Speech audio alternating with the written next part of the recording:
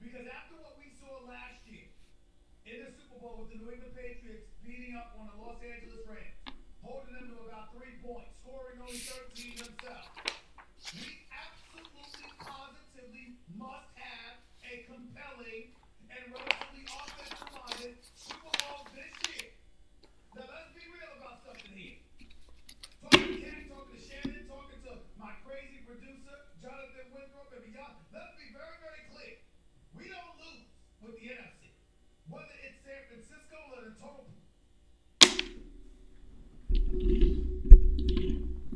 Tar Heel Tim, what's up, dude?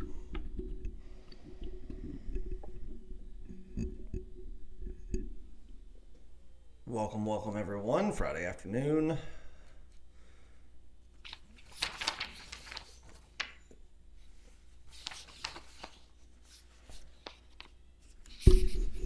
Got a couple of announcements to make. Something pretty cool. Plays are almost done. I'm just waiting on a few morning skate around reports, which I'm being told are being sent to me shortly. And then I'll be ready to go ahead and post plays, which is good because I'm already working on Saturday's games. I've been done with the capping side of things since 9 a.m. this morning, then just waiting on some information for today's action because it is a shorter card. And that gives me a chance to go ahead and tackle the very large card we have for tomorrow. Man, I'm sad, man. It's his last show. Last Stephen A. Smith show for the radio. He's still going to do First Take in the mornings, and I think he's taking over some NBA show.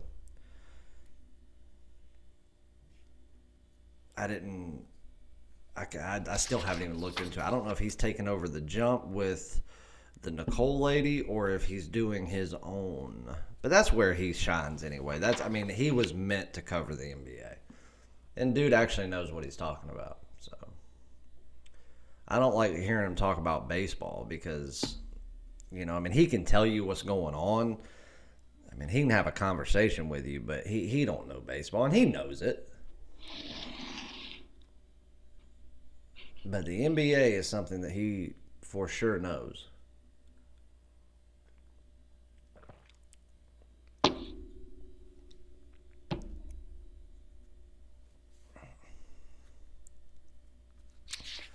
Let's give a minute, let everybody get filed in. We'll go over a couple of announcements.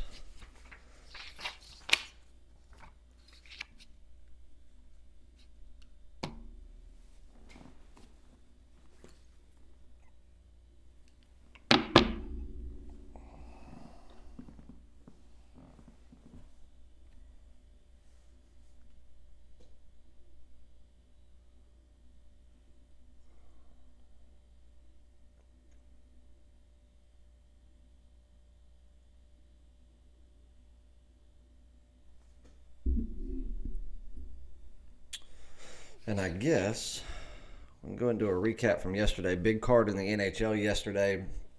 Washington Capitals on the puck line was a winner, minus 130. New York Rangers, premium play, also gave it out on yesterday's show for free. Money line plus 135, winner. The Philadelphia Flyers we had on the money line, minus 135. They did not come through. We had the Florida Panthers in regulation, minus a half goal, minus 115. Easy winner there. The Las Vegas Golden Knights in regulation, minus 120. That was another easy winner. And then the Tampa Bay Lightning, minus 150, just regular money line play. That did not come through. We'll actually break that game down here in a second. NCAA basketball from yesterday. Wright State missed it by a bucket. Florida International Moneyline minus 135 was an absolute blowout. LA Tech minus 14.5, easy winner. Free premium play from yesterday from the show was on the card, obviously. Georgia State plus 2, easy winner. We had Idaho State plus 3, even though we have to count it as a loss. By God, that was a damn win. Went into overtime, and then that's where they lost it. But a game that they, per on paper, they should have lost. We took them as a home dog. They were taking care of business. They let Weber get back into it, and it forced overtime.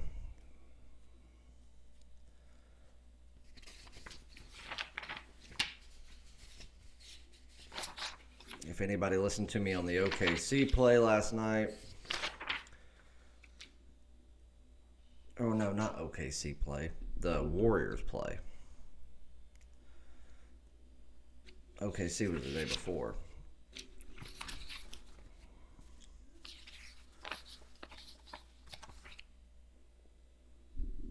All right, people are starting to file in now. So this is the first week going into it that we can't really talk about college football. Well, I mean, we can, but it's all speculation and recapping at this point.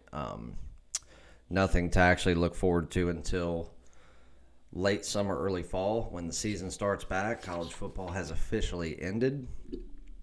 NFL, the end of NFL is upon us. We've got this weekend, and then we will have our Super Bowl in a couple of weeks, and that's it. Football will be done. And then we'll have plenty of basketball action. Baseball starting, spring training starts next month. Spring training starts in just over 4 weeks. And March the 26th, opening day for a lot of teams. And we'll be rocking and rolling in baseball. And I can assure you no one is more excited about that than me.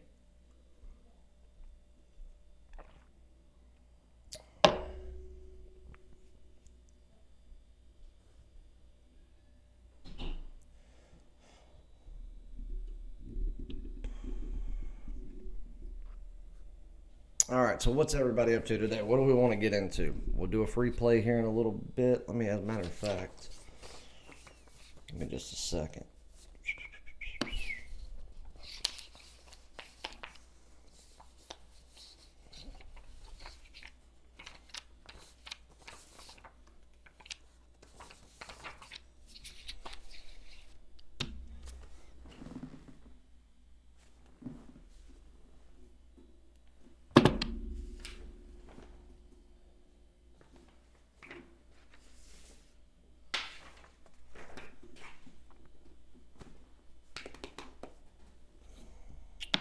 Mr. Gomez, what is happening?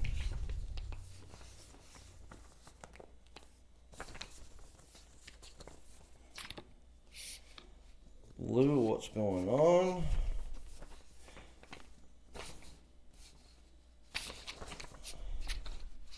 There they are. I was getting ready to say, where the hell are my notes for today?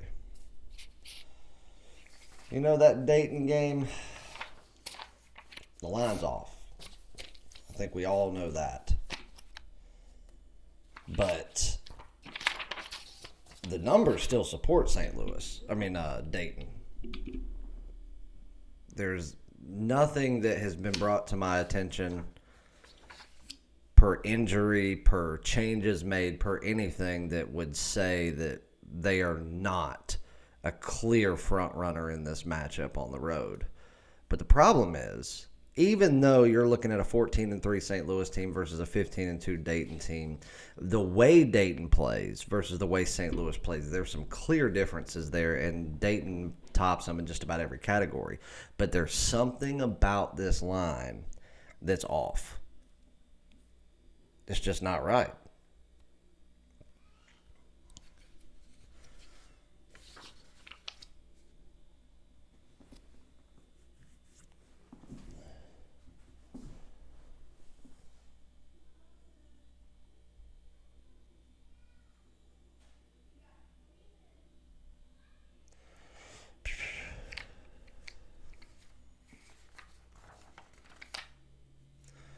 We got 19 people in here and only 10 likes. Let's go ahead and get 9 likes real quick.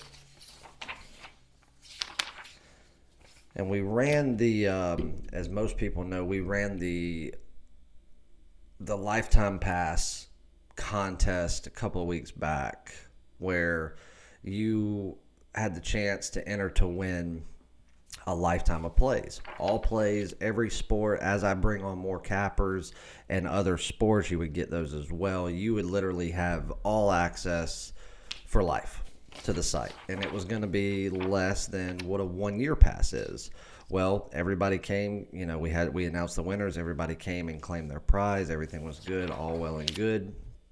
And one of the people who I did a little favor for to help them out has now kind of ran me around a little bit. You know, no harm, no foul. Stuff happens, but I'm not going to rerun this contest. I just can't do that.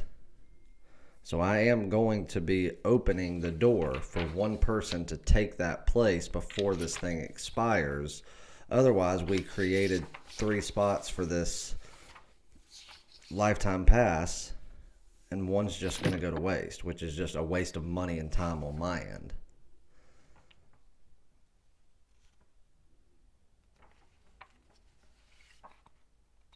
The line's off. It should be higher. Dayton should be about a 10.5 point favorite. Per the way my system is. But what do I know? Yo, Roy, what's up?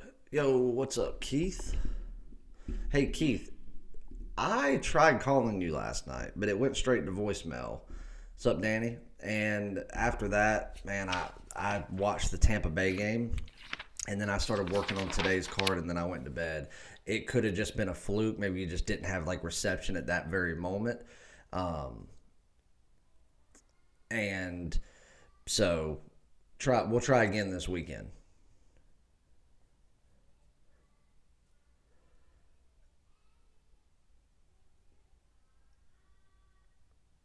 Clarence, neither on my end. I'm laying off the game. I was just responding to what Lou had said.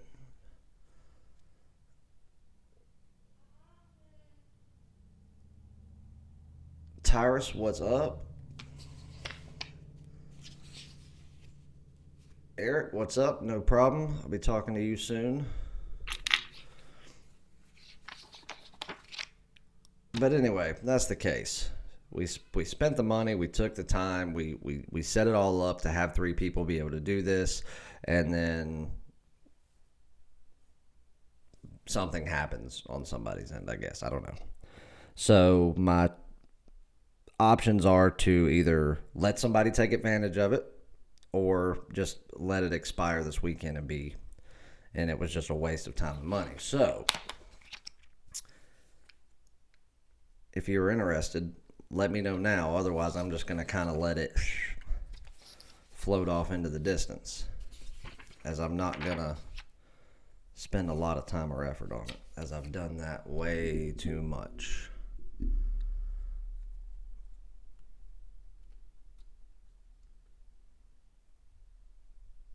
Yep, Army was a good winner yesterday. I think just about every free play I gave out yesterday. Army early. New York Rangers plus 135 on the money line was a winner. Georgia State plus 2 was an easy winner. I'm trying to think if I gave out another free play. I know we talked about Wright State. That was on my card. They got robbed right there at the end. But I tell you the one that I was most pissed off with was Idaho State. Because we had Idaho State plus 3 on the card, and it went into overtime. Idaho State should have won that game. That late foul that Idaho State got called on to let them go to the line twice was BS. They did not foul him. He didn't even make contact with him. I mean, they showed the replay from 7 different angles, and then the referees even went back and watched replays, and the call stood. And I just don't, I don't know. But again, you can't cap for overtime.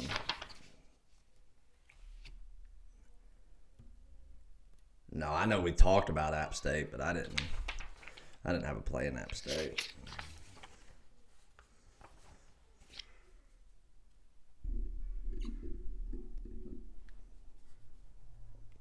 I think the spread should be 10 because it should be 10. I mean, just based on the numbers, if you look at how the teams match up per, all the things that I take into account. I mean, wins and losses isn't something I'm going to take into an account when I'm doing a spread. It's going to be what I calculate stat-wise, offensively, defensively, and then characteristics of where teams excel and, where they struggle. And on this one, where you have some struggle on the side of St. Louis, you kind of have, some Excel on the side of Dayton. Now, again, Dayton isn't somebody that is overly reliable when covering spreads. They haven't been terrible. We've made some good money off Dayton this year. But just based on the numbers and recent history, Dayton is a better team than St. Louis by about 10 points.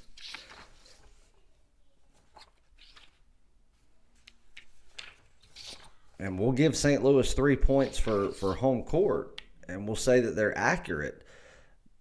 But something's just off about this line.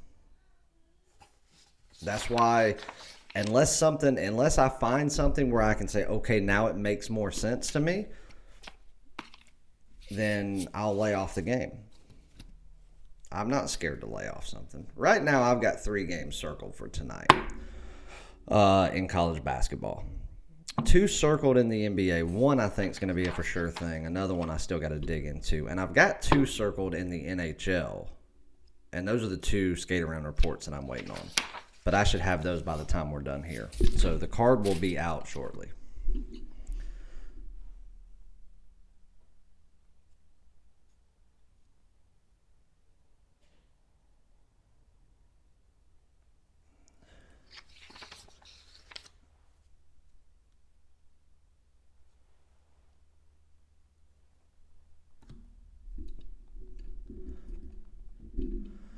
Roy, I don't know that all coaches do,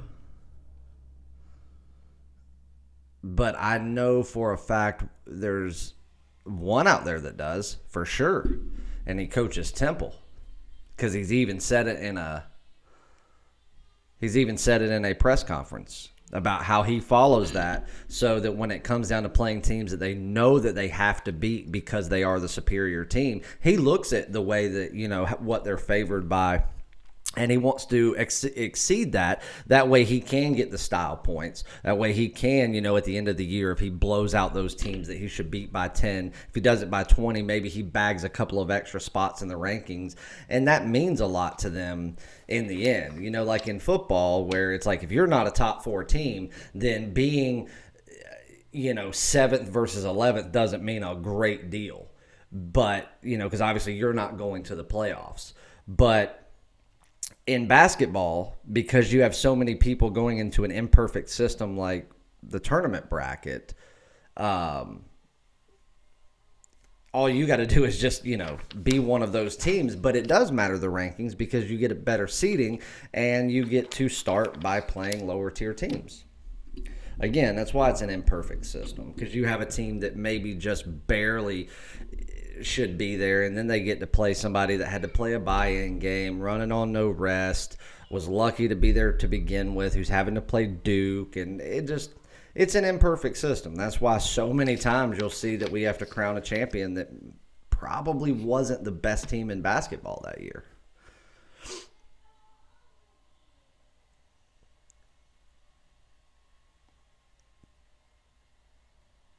Yeah, I got you, Keith.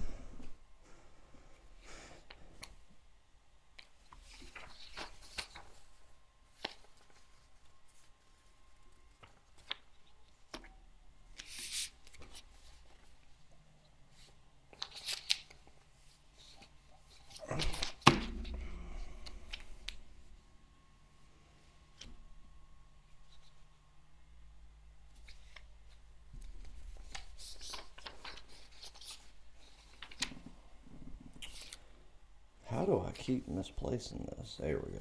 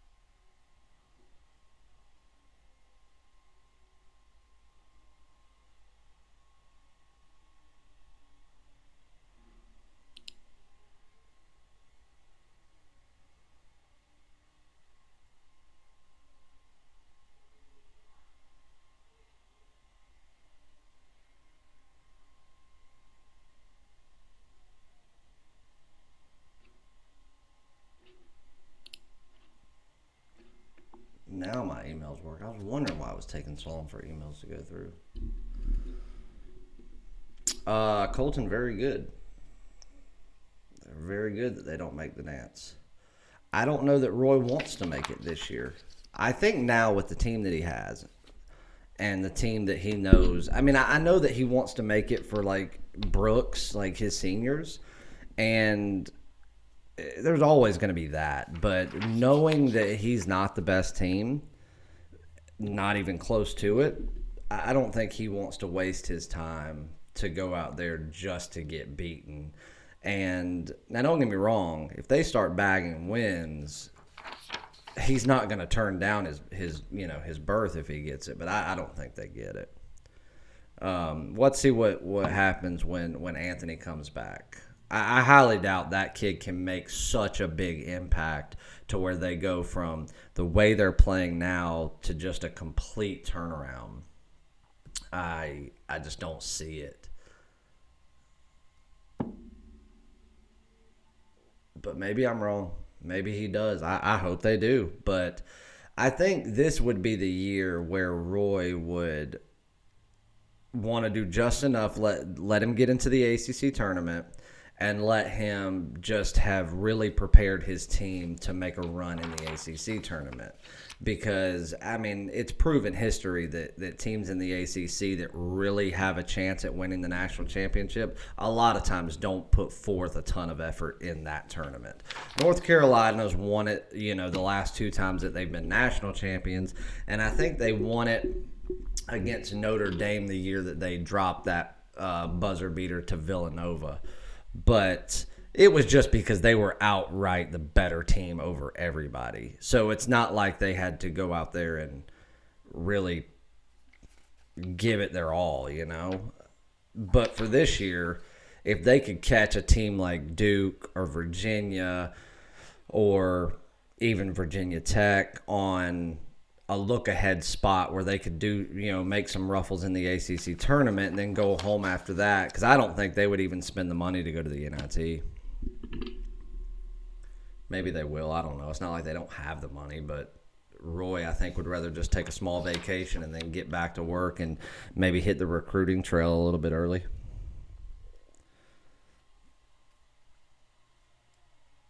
There's not an official one. There may be like a look-ahead line out there for somebody, but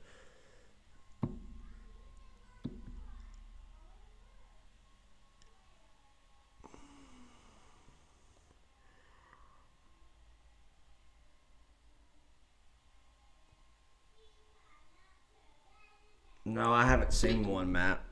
Not an official one. I've already worked on that game a little bit, but I haven't seen an official line from William Hill yet. There'll be one out this afternoon, but I haven't looked since this morning.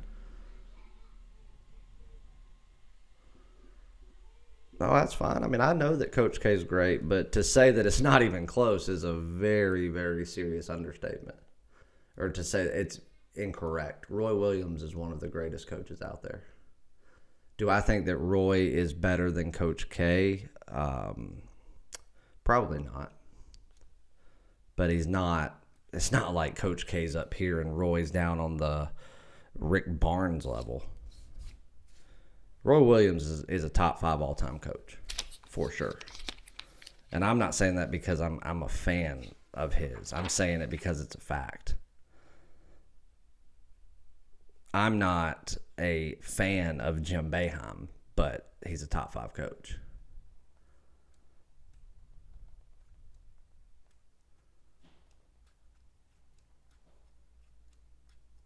But I would say Coach K is the best in the game. He wasn't better than Dean Smith.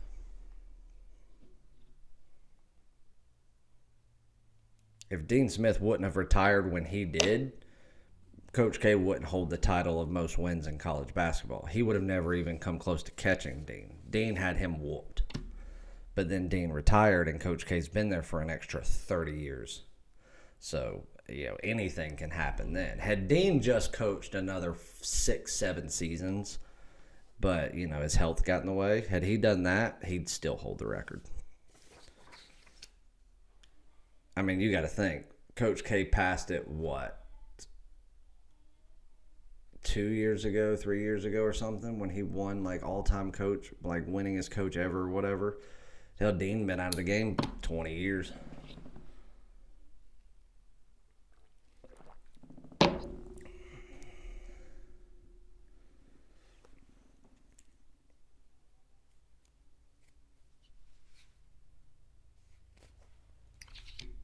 I think Iowa's a little inflated at 4.5, but I mean Iowa should be the favorite. I don't think it's inflated by much. When I did it, I had Iowa -3.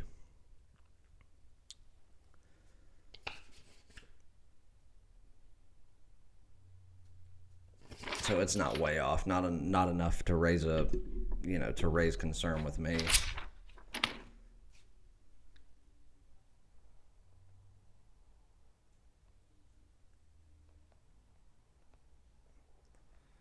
Can't remember the last time Coach K has had a record that Roy has now.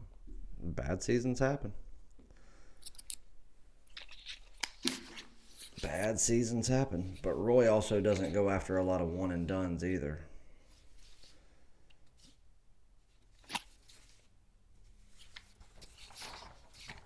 And in the era of Roy Williams versus Coach K, who has more national championships?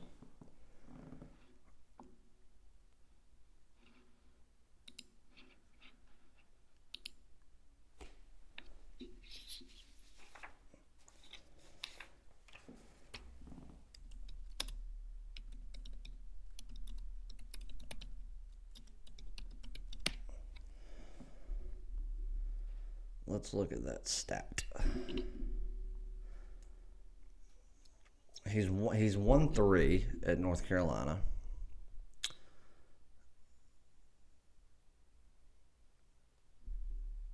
And he's played for 5. Lost the buzzer beater to Villanova, which was a joke. And I think he lost the national championship at Kansas. I think Kentucky beat him. But at North Carolina, since he's been there, he's played for 4 national championships, won 3. And let's look at Coach K.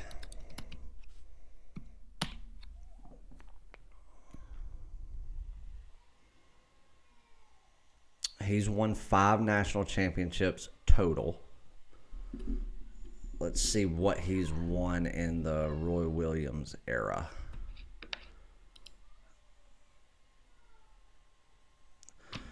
In 99, 2002, 2005, 2006, 2007, 2014.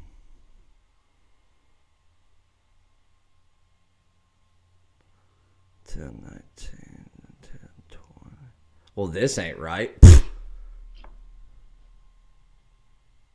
Because he did not win in 18. He did not win in 17. Who the fuck? Who did this? I just want to see his years.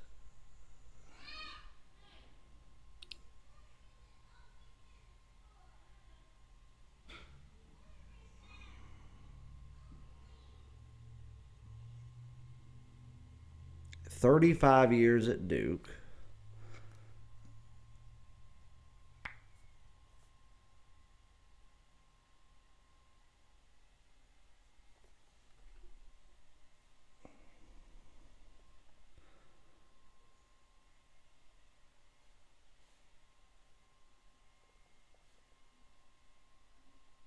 So 1, 2.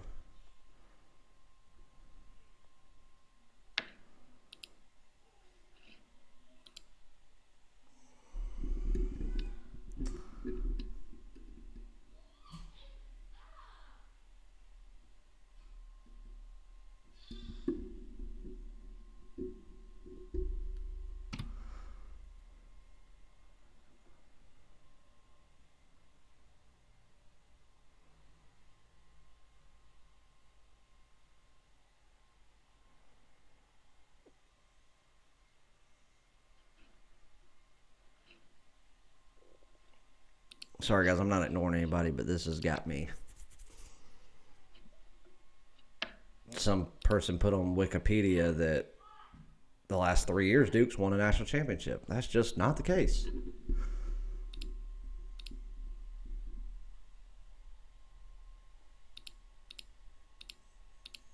Oh, it was a guy from Bleacher Report. Wouldn't you know it? What a dumbass.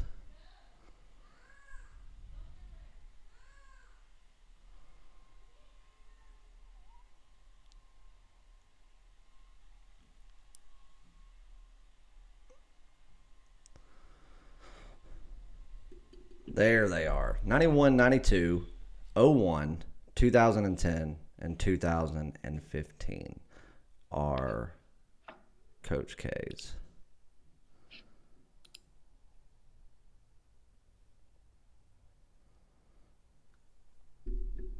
Yes, I did, Danny.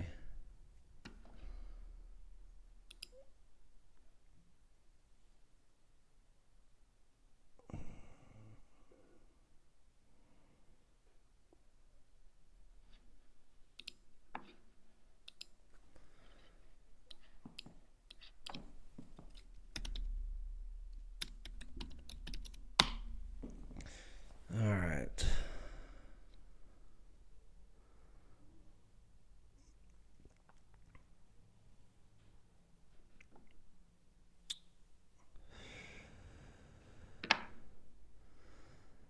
He got to North Carolina in 03, so if you just want to go off of national championships between Coach K and Mr. Roy, from the time Roy got to North Carolina to now versus Coach K, Roy's got him beat.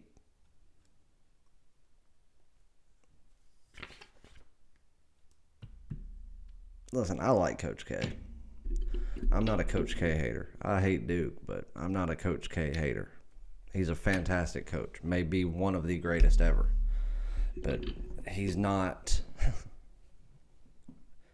he may very well be better than Roy in certain aspects, but Roy is a very close second to him. And Dean Smith's better than both of them.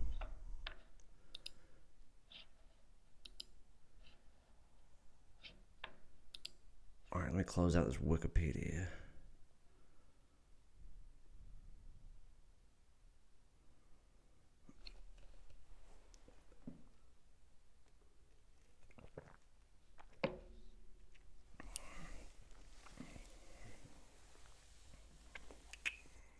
I think Roy's more worried about his health than he'll lead on. And I've been saying that for 3 years, the way that he gets that vertigo and passes out. When he signed that contract a year or so ago, like that 8-year extension or whatever he signed with North Carolina, and keep in mind, he's very, very underpaid. He's like not even in the top tier of highest paid college basketball coaches. But like we watched him collapse at Clemson. We watched him collapse twice at the Dean Dome. No. Is that right? Yeah, twice at the Dean Dome, once during it, once against NC State, once against Syracuse, I think. And then we watched him collapse and like fall flat on his face at Littlejohn last year. Not last year. 2 years ago, because they played back to back, it was the 1 year that they have like every 5th or 6th year where they play Clemson twice, and he collapsed. And I'm telling you, like just the way he gets riled up, I said he ain't gonna last 8 years. And my dad told me to shut my dirty mouth. It's just, it's not that he's extremely old. And he's in good health, but just that vertigo right there, he can't handle high blood pressure. He doesn't. He the rest of it goes to. There's some charity that he sends it to. He donated a lot of it to the program itself. Like he made sure that what they were going to pay him was put into the athletic department for all sports, especially women's basketball. And then he did something else where he just said, I think I'm good. Do something else with the money. Nobody believed that for the first few years. They just thought that North Carolina was requiring more of him. And I mean, how many national championships do you need to win before you become higher paid than, people that have yet to win one?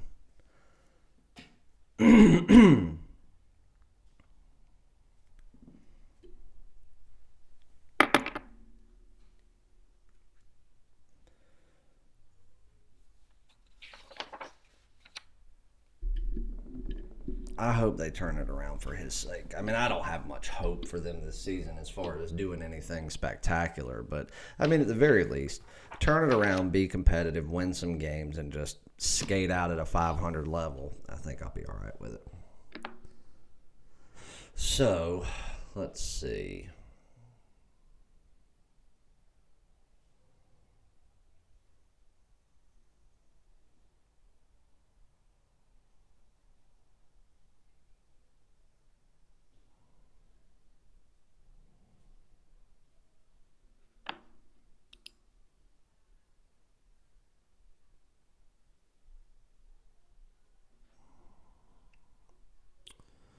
Okay.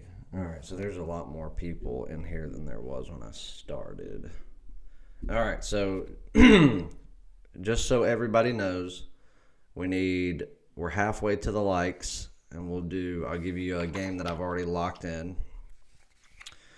Games will be out shortly after we get done here, as I've got most of the information that I need. And I'm already working on Saturday's games. And for anybody that didn't hear the lifetime contest that we did, where you could get a lifetime of plays, everything that we'll ever release with all cappers, even as I add more over time, you could get it for less than the price of a 1-year all access. All the winners, all of the winners came forward. They all claimed the prize.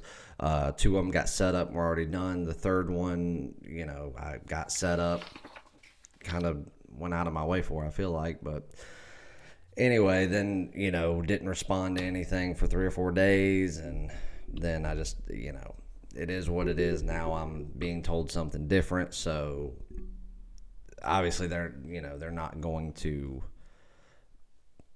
get their lifetime of plays. They've gotten the past week or so because they've been logging in and getting them, but I'm going to have to, I guess, put a stop to that. But anyway, we spent the money, we spent the time creating these 3 slots to do so. I hate to see it go to waste, but if it has to, oh well. But if anybody's interested in taking his spot before this link expires, let me know. Otherwise, because I'm not running another contest. I'm not even going to spend the time or effort to do it. Like I said, I've already spent the time and the effort and the money to create this slot that now may just be a waste of time, which is, if it is, it is. Live and learn. But if anybody's interested in taking the spot, let me know. Otherwise, I'm just going to let it be what it is.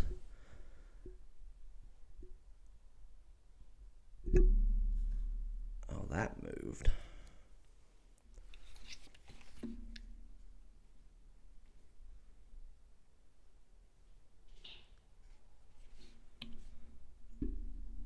What in the shit? Yes, Eric, we are.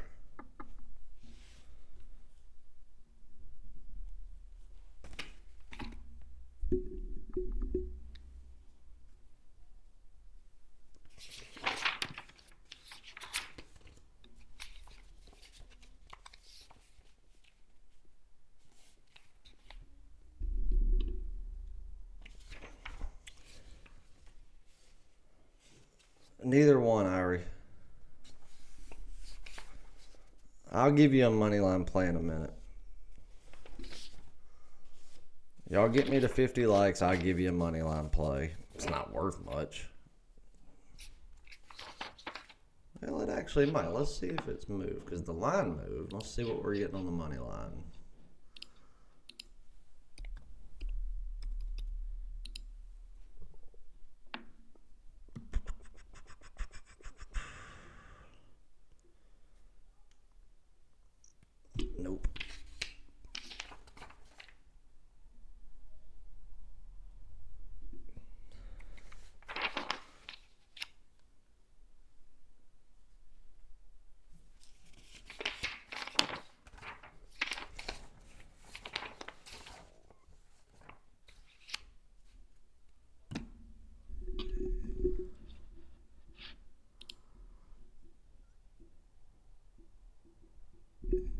Oh, yes.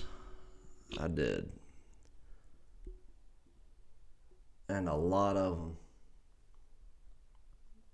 A lot of them. Still have a good bit of them. Kept the ones that, were worth something. That's still one of the things that I have yet to put out. I'm having this thing made where it's got like my main ones that are kind of all in like one big frame. I just don't know where to put them. That's something that I never wanted to get rid of. I always said, if and when I have kids, I would want to pass them down. Not that my kids care anything about it. I mean, they're girls, so they don't really care about baseball cards, but hell, they may have boys one day, so I have to teach them who Ken Griffey Jr. is, but,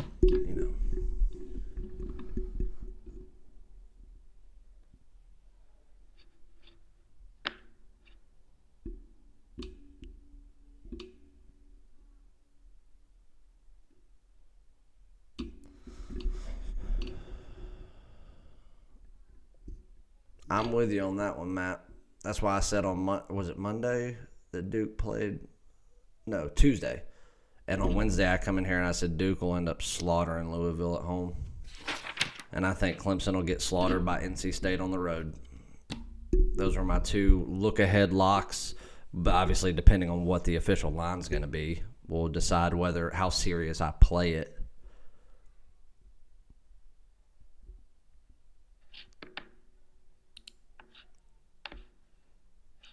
Hold on 1 second. Let me see if William Hill's updated anything on my account for tomorrow. Because lines are starting to trickle in now. But, I mean, they're all on bullshit games. It'll probably be after 6 o'clock my time tonight before they start truly releasing them.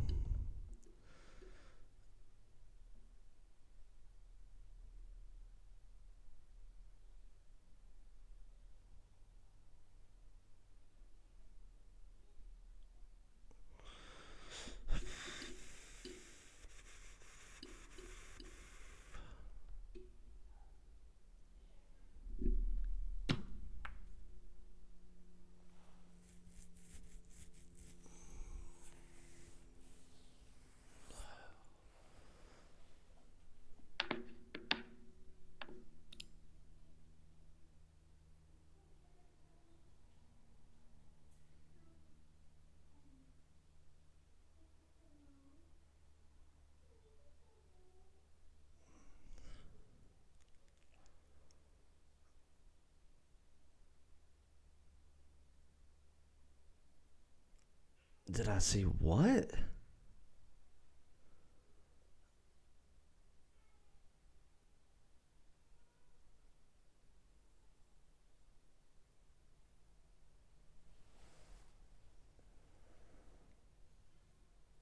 Why is my man Jason Fitz on Stephen A. Smith? What the show gonna be like? So what we're gonna do is we're gonna take some of the highlights from you and Max and First Take. We're gonna take some of those conversations and we'll replay them for people to get caught up, and then we'll give everybody the opportunity to chime in. So after we play some of your hot debates, we'll get in. I'll give you some of my thoughts. We'll get some expert thoughts, and then we're gonna get callers from Twitter engaged. So we're gonna make sure that we're gonna take First Take and even make it more interactive. So I keep telling people, instead of yelling at their TV screen and yelling at you, they can yell at me. Right. Let me ask you. Oh, that's about his thing that he's doing.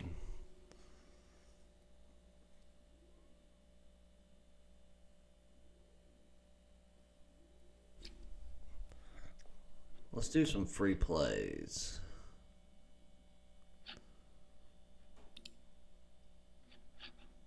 Let's see what's changed.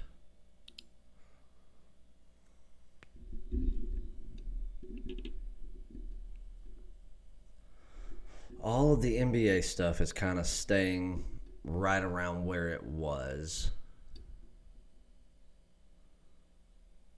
I'll tell you one that I like. I see a lot of people, or I've gotten emails this morning, a lot of people do not like the fact that Oklahoma City is favored over Miami at home. They're saying Miami's done this, they've done that, they've done this. Let me tell you something. I've been the biggest advocate in the world this year for the Miami Heat and what they've been able to do when they weren't projected to be anything this year. People had wrote Jimmy Butler off saying that he's not a true leader. He can be a superstar, but he's not a leader of men. Well, he's proven all them wrong, as I think he proved that he could do it prior to getting to Miami. But, hey, the Oklahoma City Thunder obviously have been a better home team than road team this year, and that the same goes for Miami. They've been fantastic at home, one of the best home teams in the league, and on the road they're good. They're not terrible, but they're not extraordinary. So the 28-12 record that you see, an overwhelming majority of those 28 wins come at home. What's Miami have? One home loss this year or something? Is Miami the better team than Oklahoma City? I believe so. I truly do. If we had a best of 7 between these two teams right here, then I think Miami would take it. I think there's more talent on this team that can really attack weak spots. Whereas Oklahoma City plays the same game every night. Nothing ever changes, and they just try to go out there and outplay you, which here recently they have done a much better job of. Laying a bucket, I'm okay with. Laying a 1.5, truthfully, I'm okay with Oklahoma City in this spot tonight. My thing is, if you actually look at the way Miami has played on the road over their past 4 to 5 road games, and the way that Oklahoma City really for the past month has played at home, and I'm not just saying look at the final score, I'm saying look at the way that they have come back from very large deficits, the way that they haven't given up such big, leads. They have a couple of times, but for the most part, if they really get out to a good solid lead, they're very good about clamping down and keeping that. If this game was in Miami, I could see Miami being favored over OKC by much more than a point. But when I did this line, taking into everything that I can for the last 5 road games for Miami, the last 5 home games for Oklahoma City, I don't have this line at -1 or 1.5. I have it at -6.5 in favor of Oklahoma City. So am I okay laying the point? Yep. Am I okay laying the 1.5? Yes, I am. But to be completely honest with you, at only laying $1.15, I see $1.20 at Caesars. But I actually kind of like the money line. Just that way, if it were to go into overtime or it were to come down to that last second and they win by 1, well, then you win instead of having to worry about push or have that hook at 1.5 bite you into a loss. But, I'm not overly in love with this game. It certainly is not the best game on the board, in my opinion. But I like OKC tonight, and I'm playing it. I am personally going to play it on the money line at -115. If anything were to change in this game, any more information were to come out and we don't have a big jump in the line, then I may throw some on the spread as well. Because like I said, truth be told, I've got the spread much higher than this. But at the same time, where we see NBA teams, falling off in the fourth quarter and just letting teams do whatever they want, hence the Milwaukee Bucks last night, who had a 28-point lead in the third quarter, and they win by 5. Yeah, it just shows that you have to be very careful when laying points with teams. So anytime that I get a chance to play a money line in the NBA at reasonable money, I find that to be more valuable there than in any other sport, just because the NBA changes so fast. They could be up by 21 minutes, and literally 3 minutes later, they could be losing. And that's scary to think about.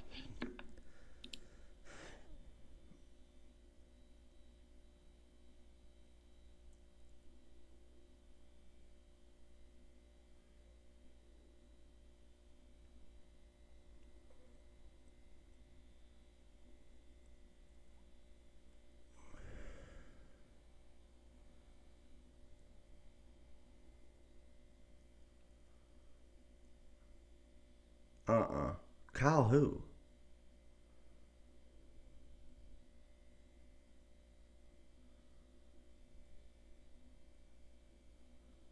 No, he's not taking his spot. Stephen A. Smith's quitting radio. He's just going to do his TV now. But Fitz is leaving Golick and Wingo, and he's going to have a spinoff of First Take called First Take Your Take, where you can actually chime in live to some of the stuff that they talk about on First Take after First Take goes off. Which that kind of sucks. He was a good fit to Golick and Wingo, which I like.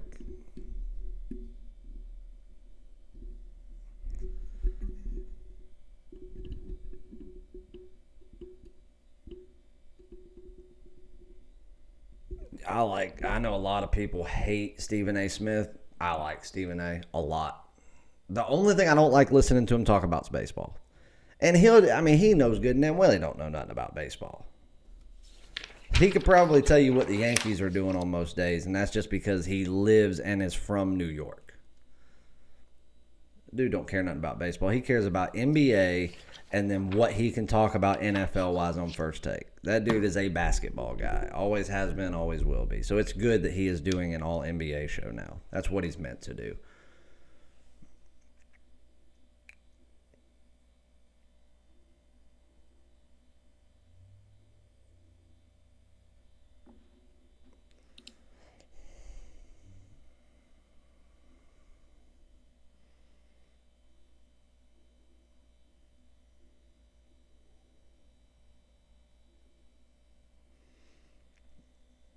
I don't know. I don't know if I like anything with the Lightning today after what I saw yesterday.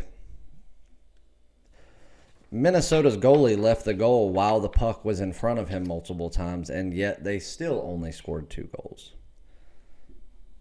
Minnesota is not a good hockey team. They're just not. I've made so much money fading Minnesota this year. And they're not terrible, but they're not great. But it was just so individualistic hockey last night. They were so selfish. They weren't setting up plays. They were just shooting, hoping that somebody would ricochet something in. It was BS. I mean, they could have easily beat this team. And what was sad is going into the third period, even every commentator was like, yeah, I wouldn't want to be in that locker room right now because Tampa Bay should be up by 5 goals. And, I mean, they got kind of unlucky. I mean, there were 3 goals in a row on a power play that they should have went in. They had amazing penalty kills last night, and they still lost. Kind of unacceptable. And that coach has already had to talk to him one time this year about that shit. Saying, if you're not doing the things that I want you to, then you're of no value to me, and you will watch. You will not play.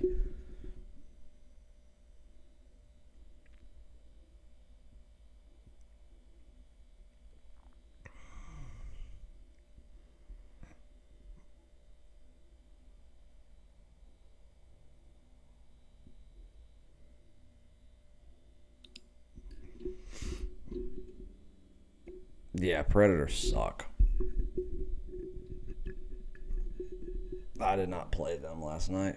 We played a good bit of hockey, though, yesterday.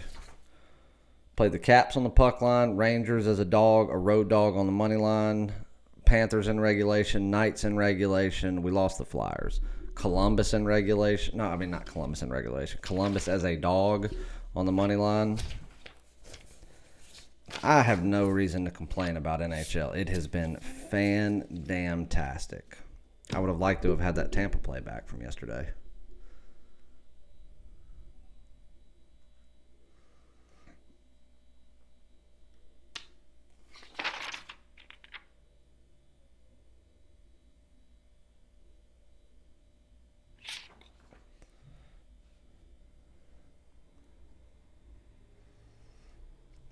Not only that, keep in mind, not only are they playing a back-to-back tonight, Scott, they've also got to play the Bruins at home on Sunday for the game of the week.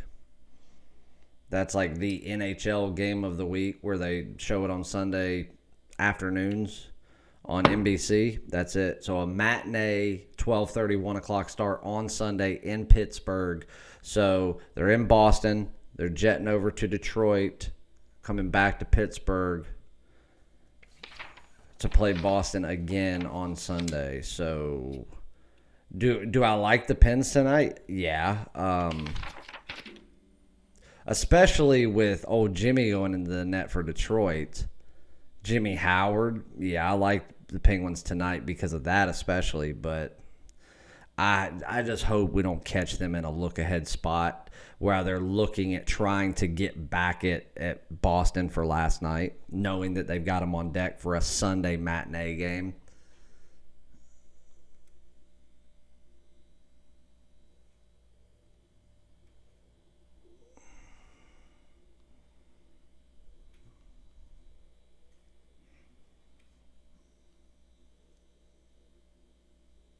That's what it said. That's why I'm waiting on a skate around report where I can actually get the official lineup.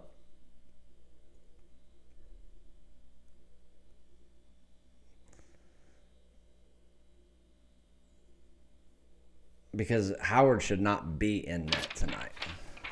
But hey, if they're gonna put him in net, I'll take it. Let me put it to you this way, Scott. If Jimmy Howard's in net, based on the last 3 games for Pittsburgh, and I'll give you credit. They got beat last night by Boston pretty bad. They didn't play a terrible game. I mean, they actually played pretty damn good. Problem is, Boston got 2 extremely lucky goals. Sometimes that's the way it goes. So I'm not disappointed in the way Pittsburgh played last night. But if Howard's going in goal tonight, the way he's been playing, it would honestly be justified for this line to be at 440.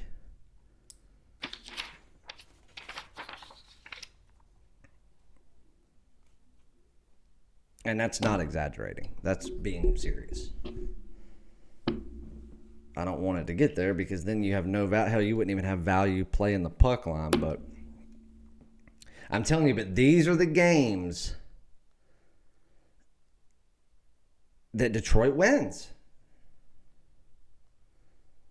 These are the games that Detroit wins. They win against teams that they should get blistered by, and they do it at home, catching a team when everything adds up for that team. Like you go tonight with the Pens and, Jimmy Howard being in net, so on and so forth. Every single thing on earth is adding up for the Pens. Go back and look at all of Detroit's wins this year. Everything added up for the other team. Vancouver. Who else did we... That was one of the times that Detroit won outright. I don't know. I'll have to go back and look. But here's the thing. These would be the games that they would win. And then they go out there and play Ottawa and get beat by 6 goals.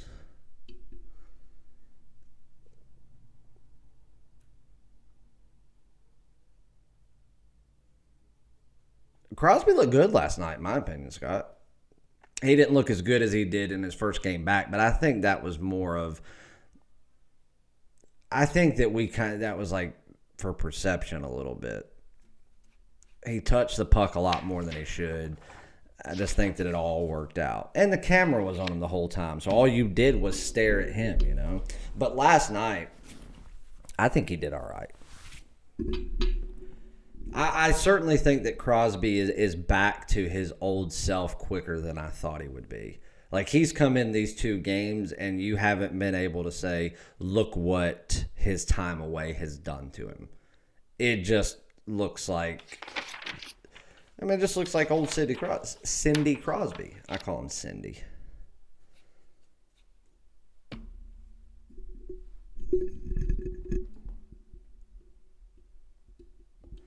I'm so sick of hearing about this Odell Beckham Jr. thing.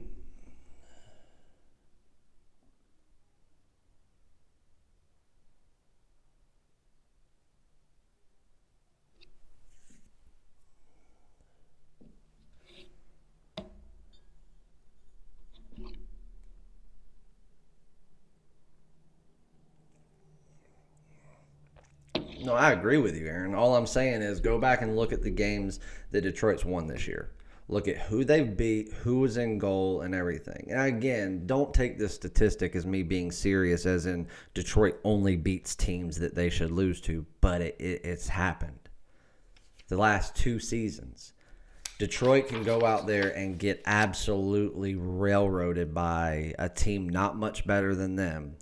and then go play the best team in hockey and win as if they're a Stanley Cup contender. That's just what Detroit wins. They'll go lose 6, 7, 8, 9 games in a row by 3, 4, 5 goals a night, and then at random you'll catch Detroit on a back-to-back against a great team that's fully rested at home, and Detroit somehow wins.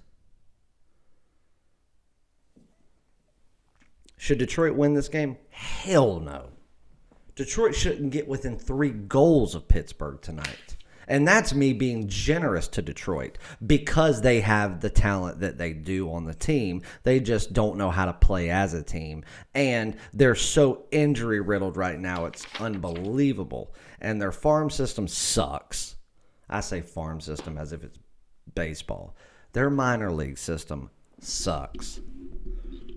Kalamazoo's giving them nothing. So they just don't have it.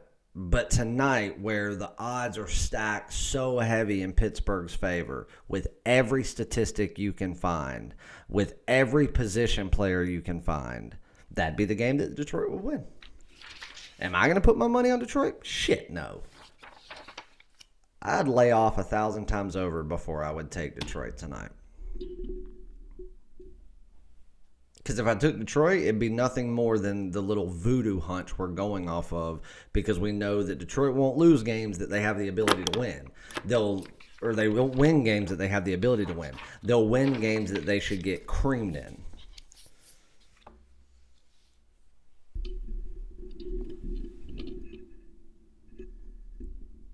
Yeah, Larkin's for sure their scorer. I sure do bet totals in hockey, Lou. I hadn't done it recently because there hasn't been, I mean, all totals have been pretty accurate.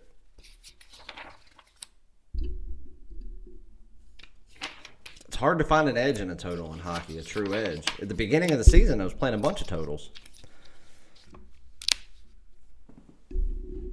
But lines get sharper as the year goes on, and the better values on the side. That's what I'll take.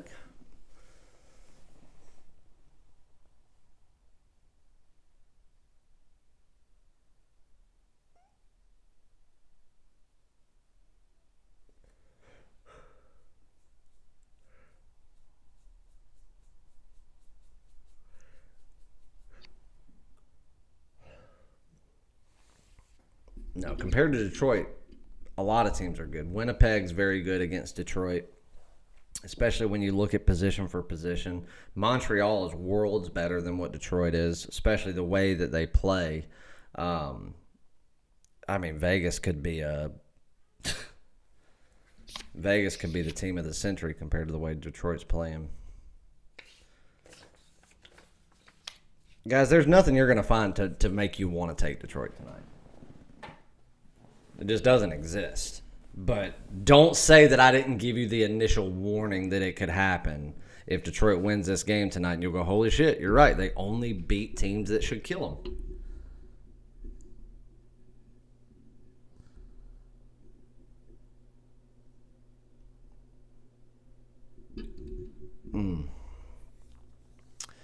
The Lions or Red Wings, the Pistons or the Tigers? The Red Wings. It would either be the Red Wings or the Lions. The Lions could pop up any given season and do something. And, well, I mean, Lou, I know you win money off of them, but, I mean, there's going to be a winner and a loser every night. I'm just saying if I don't find a true edge, I'm not going to release something.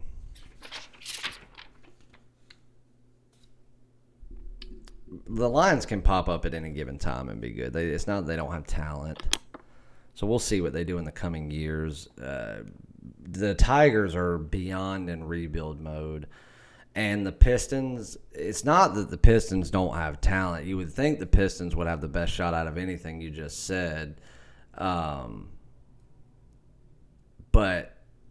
you just got to think who they're playing around. I mean, how long are you going to be able to keep Derrick Rose? Not long. Doesn't look like you're going to keep Blake Griffin very long because that motherfucker can't stay on the court for 15 minutes without getting hurt.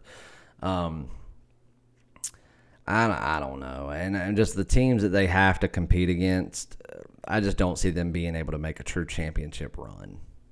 So if I had to say, I would say Tigers have the least chance of winning one before the others. I would say the Lions probably have the best chance. Detroit Red Wings a close second.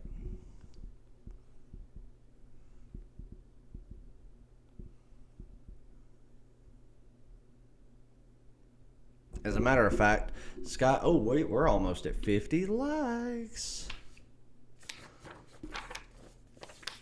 8 more likes.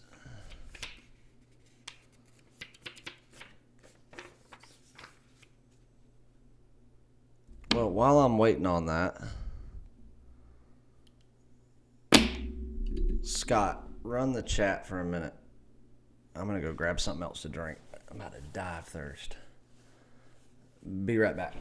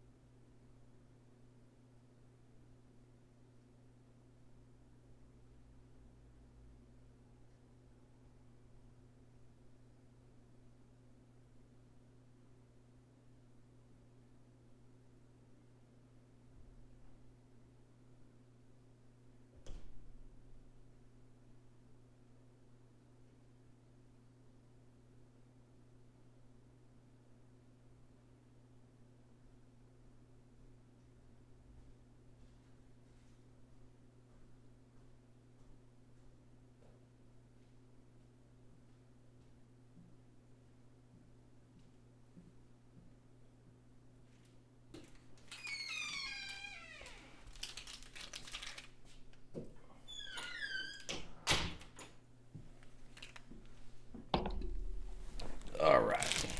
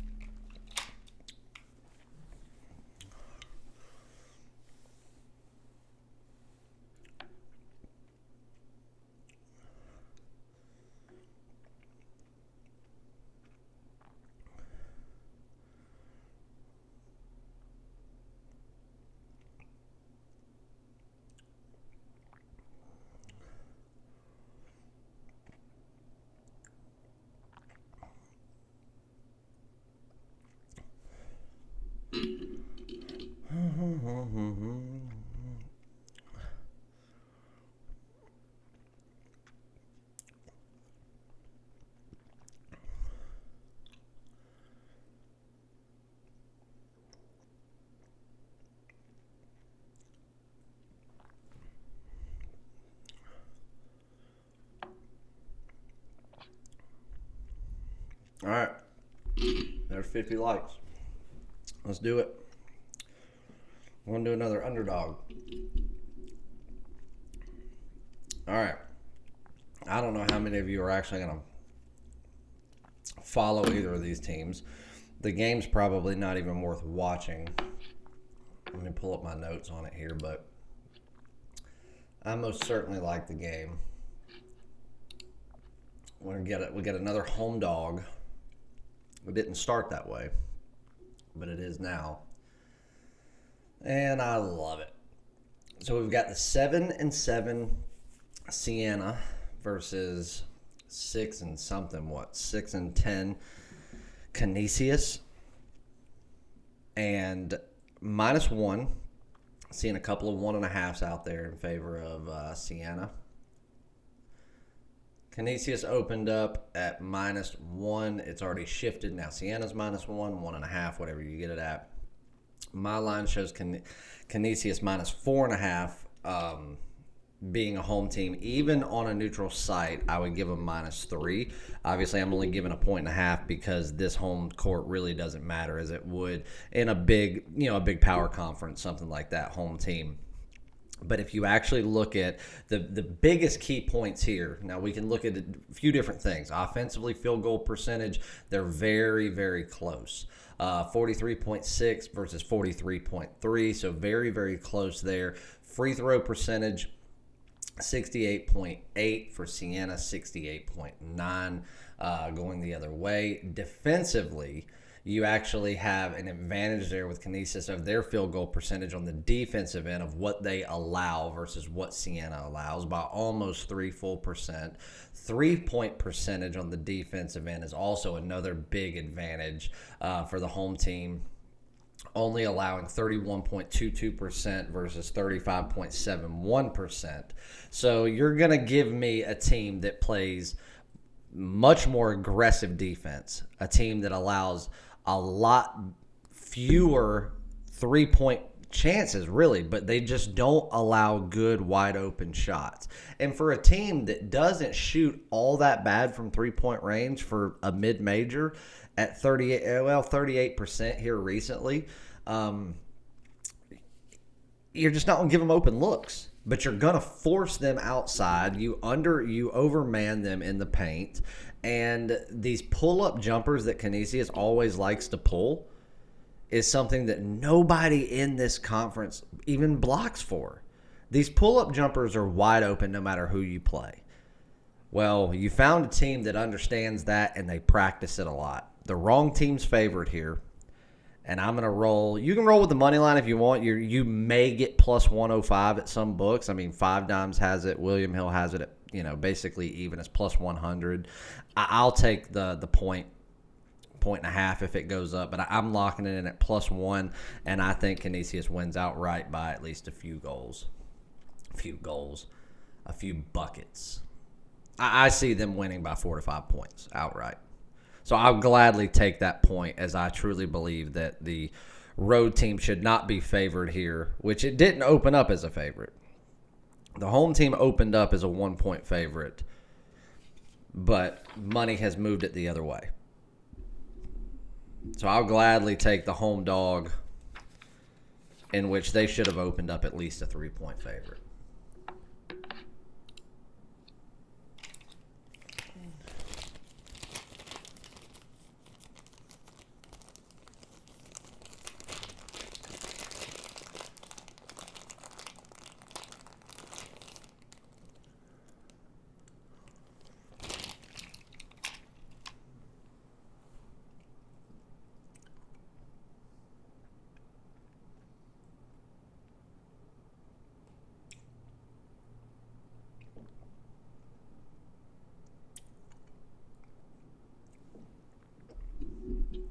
Zach, we talked about Iowa earlier. The game's pretty accurate in my eyes. They've got Iowa at -4, 4.5. I had Iowa at -3 in my system, so not enough of an edge for me to really, love Iowa laying the points, as Michigan definitely has the pieces to play with them. I think Iowa is the superior team, but Michigan is a team that can sneak up and bite anybody at any time.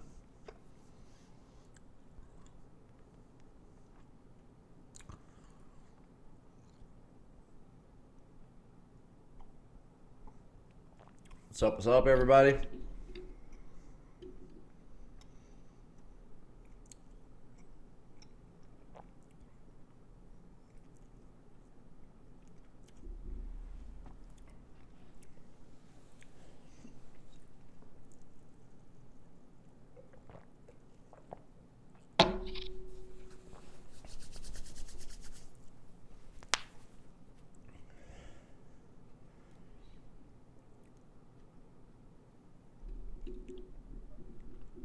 Yeah, Matt, you'll never see me lay -7, -3, -10, -14. Any of those numbers, I will always, always, always buy the half point, up or down. Well, if I'm taking the favorite, I'll buy down. If I'm taking the dog, I'll buy up.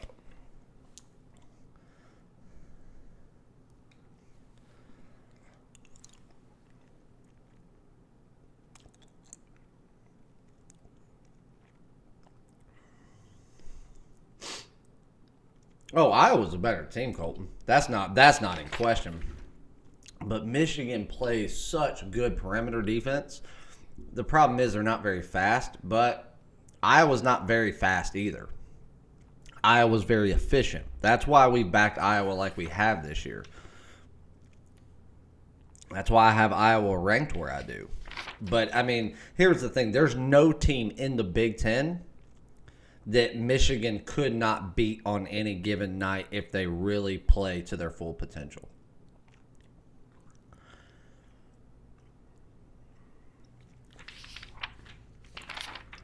And Iowa, in my opinion, some may disagree, I think Iowa's been playing about as close to lights out as they can. They've been playing very well. So eventually, they'll regress a little bit. And if they regress even ever so slightly against a team like Michigan, that's where Michigan comes in and smacks you in the mouth against anybody.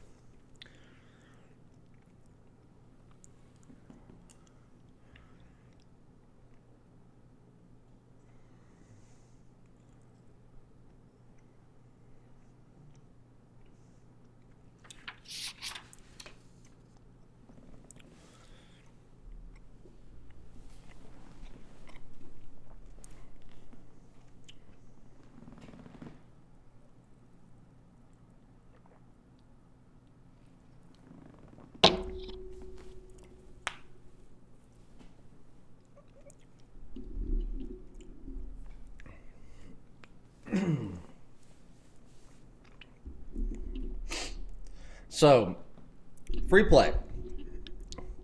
Canisius -1, or +1, excuse me. Like I said, you're not going to get any value taking the money line. I would get it now just in the off chance we get some money coming in on that side and it pushes it back to a pick 'em. Or even back to Canisius -1, which last night when I got this line, I love them at -1. I just was praying that degenerate money would come in on Siena because Siena on paper is the better team. And it sure did. So now they are favored by 1. Like I said, 1.5 in some places, so I'll take it gladly.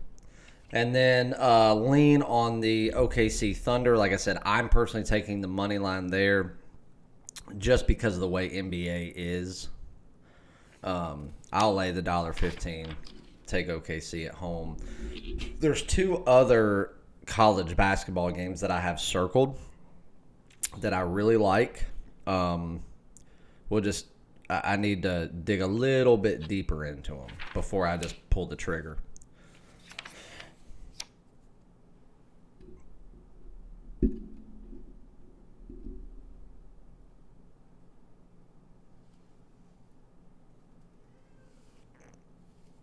Yeah, I think, Zach, that was the same night.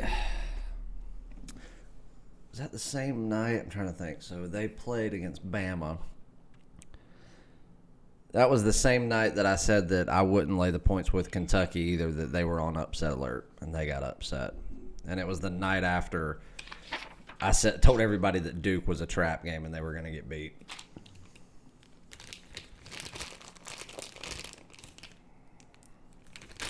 We've had somebody else, too. Temple, but Temple we had as a premium play, plus 4.5 over Wichita State, which I still don't understand why everybody's so high on Wichita State.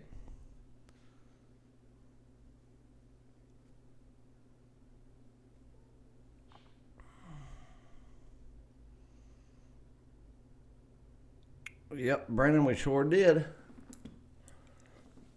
I actually just repeated it like 20 seconds ago.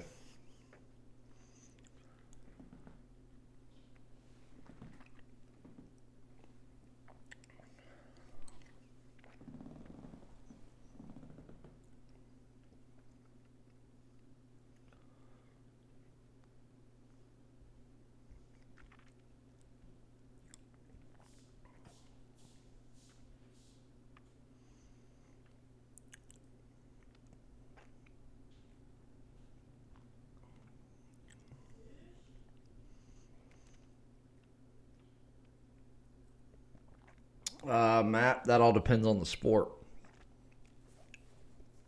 What sport?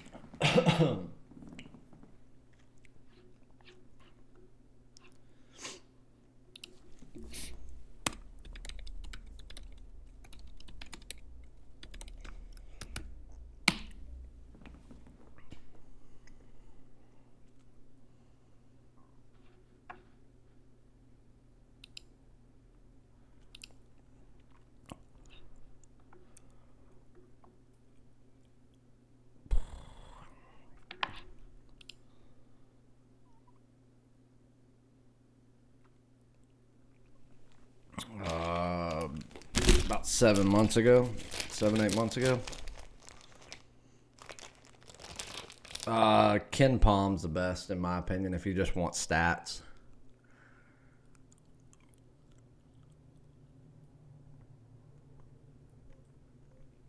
The ticker's here. It's not in there yet.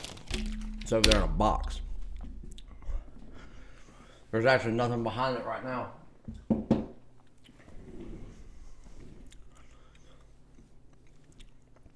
Altuve's a piece of shit.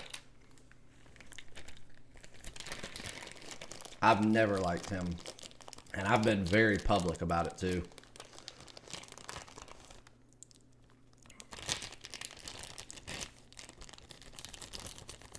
Irie, no, I did not.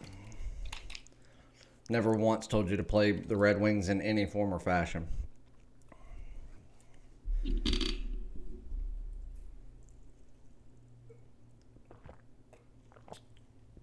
Irie, whatever that wake and bake is that you talk about, you may want to lay off that, brother.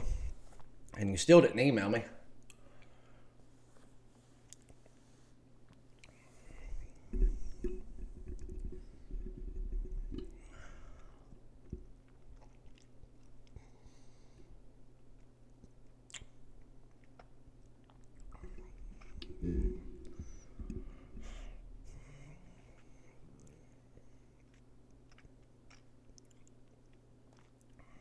Yeah, I mean, trust me. I don't think that the players should get off scot-free. Do I think that the title should be stripped? No. Because the thing is, the farther they dig into this, and the reason that they're not going to do something to players, the MLB is actually making the right decision. Because here's what's going to happen here, guys.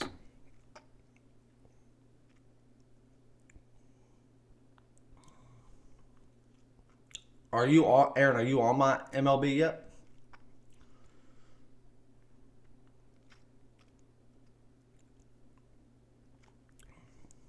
But anyway, what's going to end up happening here, guys, is because of all this involving the Red Sox and the Astros, more investigations are going to be done. And I don't know who, but somebody's going to be butthurt about something, and they're going to make accusations. Some are probably going to be true. Some are going to be untrue. Other teams are going to get investigated. This shit's going to go all the way back into the early 2000s, late 90s, yada, yada, yada. And I can tell you right now, something else is going to come to light. If they do something to players now, then it's going to start getting done to more players, and then more players, and then players that are getting ready to retire, then players that are already retired. What do they get? They have to get something because it's not fair for them to, it's going to completely ruin baseball, and you're going to have to rewrite history. They did the right thing by who took the fall for being the ringleader. They're fired. They're done, which is good, especially the New York Mets situation. They were getting ready to hire a flat-out goober to begin with. So it's good. Let it be. Let it move on. Don't do anything to Altuve. Don't do anything to Bregman, which I don't think Bregman did anything. Altuve, I can believe it. If it comes out, he ends up admitting something, ban him from baseball for all I care. I don't like Jose Altuve anyway. Other than that, let it be. The players want it to go away just as much as you do. Just because you're going to listen to Trevor Bauer, who's the most butthurt pitcher that's ever been there. He was butthurt while he was in college when Whit Merrifield took him to right field and took his national championship away. I like Trevor Bauer, but he's a baby. So I'm not going to take Trevor Bauer's word for it that somebody did something when he wasn't a part of either organization.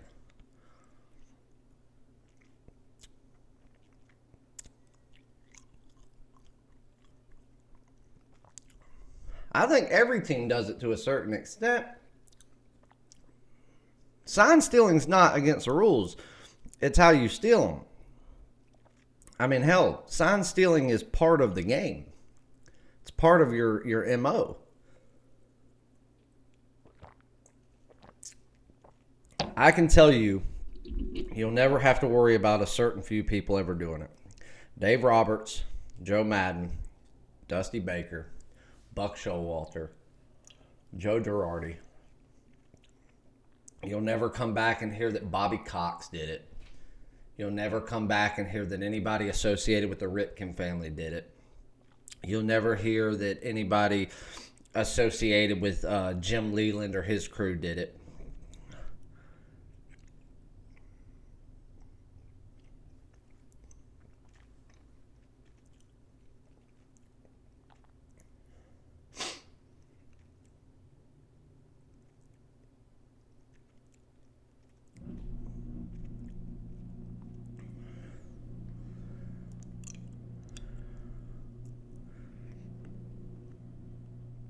Oh, I mean, Aaron, more power to you, brother. Good for you. I was just asking. If you want to get on it, let me know. I'll take care of you where I can.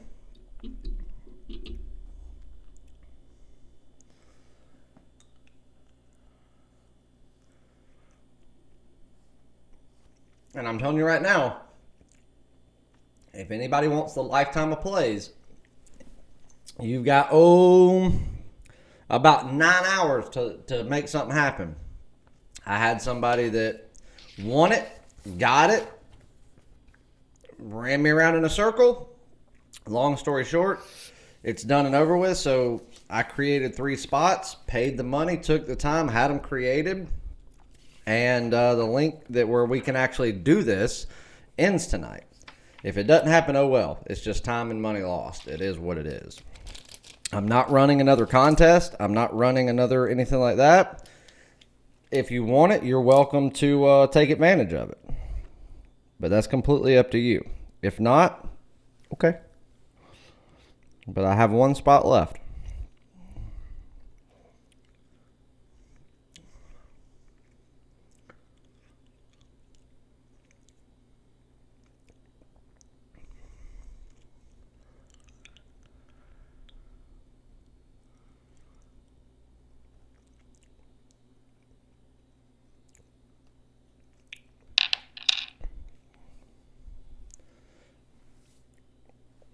Any other game that y'all want me to break down before we call it quits?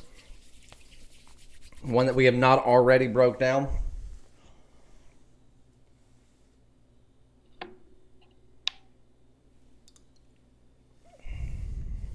I'm giving out 2 plays. Not really, Walter. I mean, Tampa hurt last night, but we certainly didn't get creamed. We won 4 premium plays.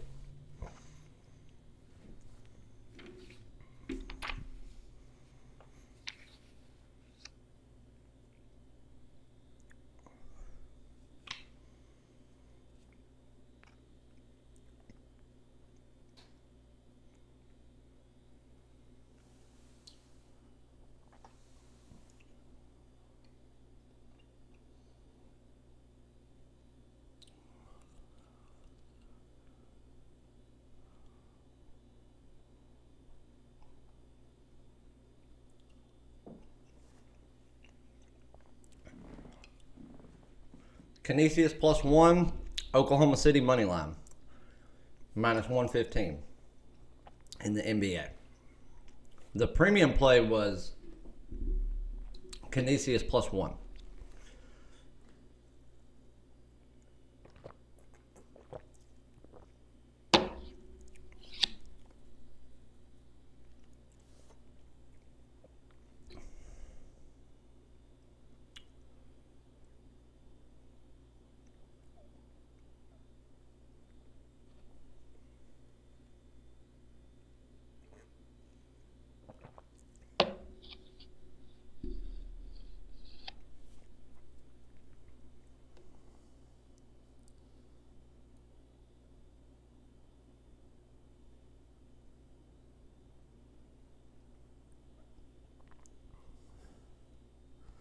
Already done, Dayton.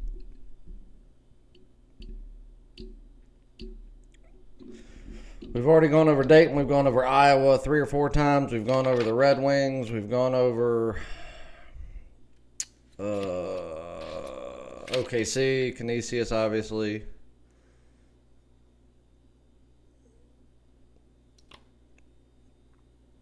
I have not touched on Michigan State. I'll tell you what. The Michigan State game, the line makes sense to me because Michigan State is, by God, they know how to kill themselves every year. It doesn't matter how good they are, how overrated, underrated, anything. If there's any team that is destined to make sure that they shoot themselves in the foot every year and take themselves out of winning a championship, it's Michigan State. 7.5 is justifiable, in my opinion. But that alone scares me about Michigan State when playing in conference. Wisconsin's nothing special in my eyes. I don't care that they're 11-6. I don't care they've won some good games. We've made some money off of them. They're not very special in my eyes. I think Michigan State is the superior team. Truth be told, they're laying 7.5. I've got the line at 9.5. Will I have just a smidge on Michigan State tonight? Probably, but it'll be for fun money. Because I just don't personally trust Michigan State down the stretch.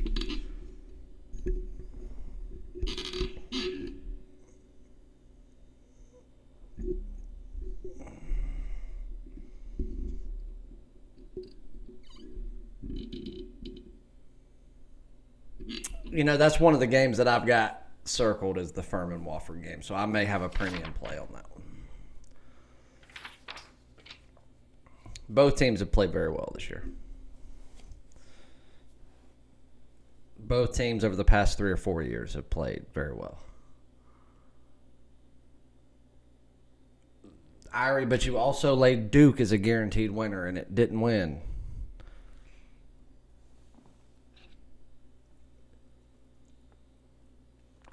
There is no such thing as a guaranteed winner. It doesn't exist. It never has existed. It never will exist. And anybody that tells you otherwise is just as full of shit as something called a guaranteed winner.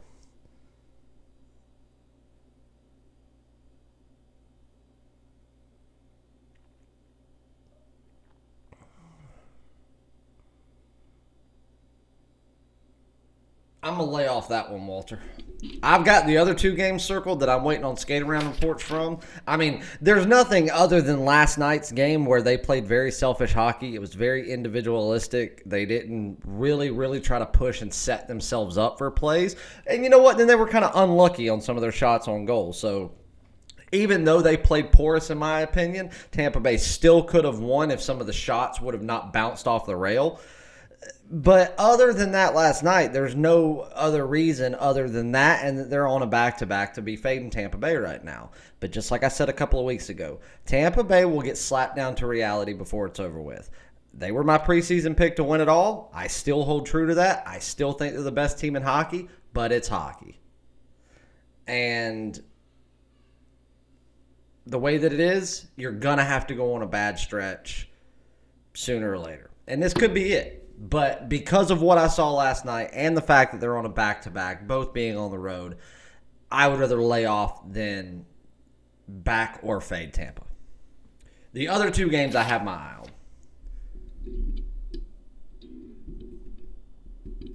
I'm relaxed, Irie. I'm trying to help you. Because there's no way that you're making money laying 1,200s and 500s and 700s. You're not. You're not making money.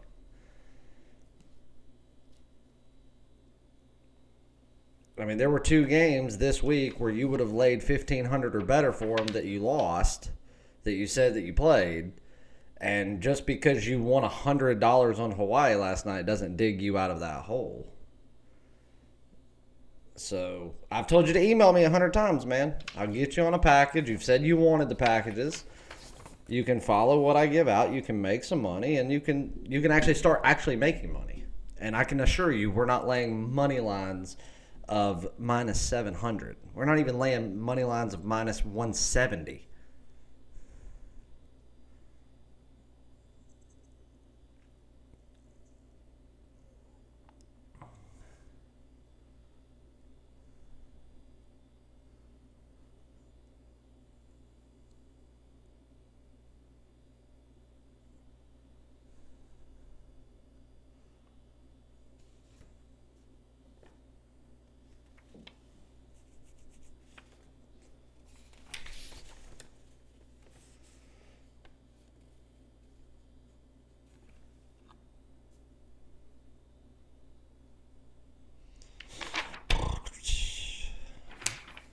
All right, guys. It's already almost 3 o'clock. I've got to bounce out of here, finish up my stuff for the day. Oh, see, here we go with this bullshit. Jack McDowell accuses Hall of Fame manager Tony La Russa of having sign-stealing system with the White Sox in late 1980s. Here we go. It's already started. That's why they should have left this shit alone. They should have pulled them behind closed doors and come back out and told the public nothing happened. Because ESPN will blow this up and baseball is fucked as we know it.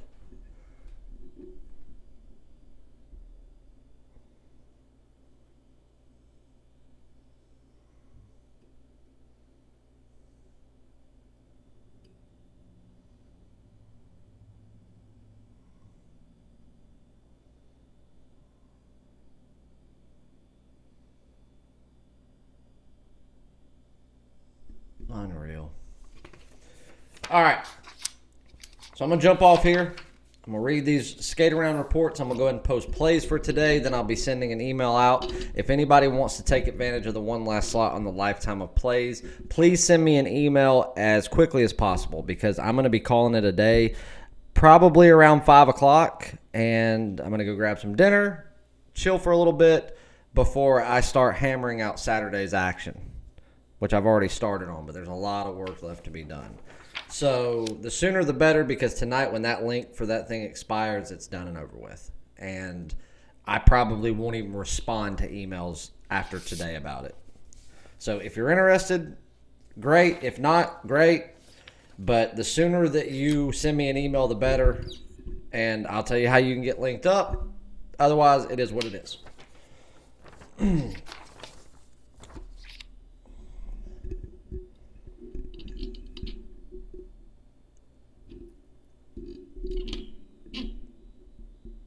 I'll do it, Keith.